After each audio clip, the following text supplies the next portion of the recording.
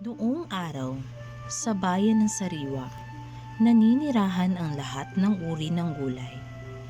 Dito makikitang naghahabulan sina labanos at mustasa.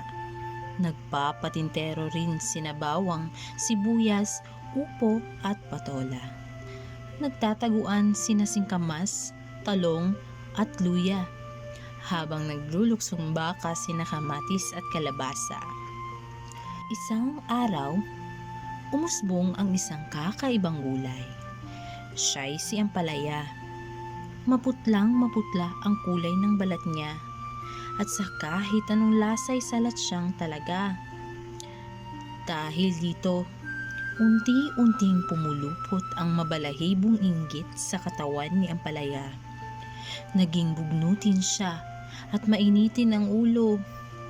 Lahat ng gulay na lumapit sa balag niya ay binubulyawan niya. Huwag kayong lumapit sa akin. Hindi ko kayo kailangan. Layas! Dahil dito, nilayuan tuloy siya ng lahat ng gulay sa bayan ng Sariwa. Isang malisangsang gabi, isang maitim na balak ang namumulaklak sa utak ni ampalaya. Kailangan magkaroon din ako ng lasa, kulay at ganda, tulad ng ibang mga kulay. Bulong ni ampalaya sa sarili. Habang nananaginip ang mga gulay, isinagawa ni ampalaya ang kanyang balak. Dahan-dahan, gumapang siyang papalapit sa balag ng mga walang kamalay-malay na biktima. Sinunggaban niya ang tamis ni kalabasa. Isinilid din niya sa bayong ang asim ni kamatis, pati na ang anghang ni luya. Nakita rin niyang nakasampay sa bintana ang kaputian ni labanos. Agad niyang kinuha ito. Sinaklot din niya ang lilang balat ni talong at ang luntiang pisngi ni mustasa. Ipinuslit din niya ang lutong ni singkamas, ang manipis na balat ni sibuyas, ang malasotlang kutis ni kamatis, at maging ang gaspang ni patola.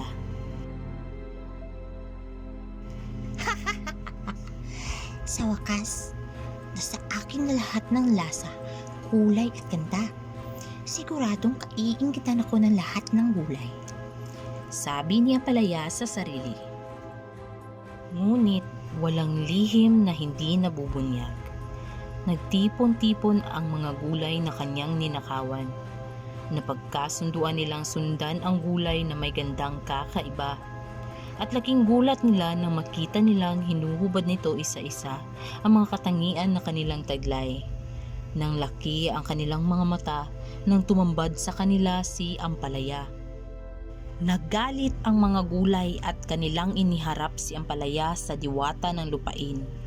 Isinumbong nila ang ginawang pagnanakaw ni ampalaya. Kanila itong dinala sa hukuman ng mga gulay. Ikaw ay napatunayang nagkasala laban sa batas ng mga gulay at sa batas ng kalikasan. Bulong ng diwata ng lupa. Bilang parusa, lahat ng ninakaw mong lasa, kulay at ganda mula sa mga kasama mong gulay ay magpapasayo na. Ugong ng diwata ng hangin. Parusa ba yon? Ano bang klaseng parusa yon? Sabi ni ampalaya. Pagkaroon ng paglilitis, nangako ang mga diwatang ibabalik nila ang mga lasa, kulay at ganda ng mga gulay na ninakawan ni ampalaya. At nang gabing iyon, may kagilagilalas na nangyari kay ampalaya. Nag-away ang lahat ng lasa, kulay at gandang ninakaw ni ampalaya sa loob ng katawan niya. Nang magsuntukan ang puti, luntian, lila, dilaw at iba pang kulay, nagmantsa ang madilim na luntian sa kanyang balat. Nang magsabunutan ang kinis at gaspang, lumabas ang kanyang mga kulubot. At nang magsigawan ang tamis, asim at anghang, lumitaw naman ang pait. Mula noon, naging madilim na luntian ang kulay ni ampalaya Naging kulubot ang balat niya at naging mapait ang lasa niya. Ngayon, kahit masustansyang gulay si ampalaya, marami ang hindi nagkakagusto sa kanya. Pero alam nyo, nagsisi na si ampalaya. Sa susunod nyo siyang makita sa inyong pinggan, subukan nyo siyang tikman at patawarin sa kanyang mga kasalanan. Yan ang alamat ng ampalaya.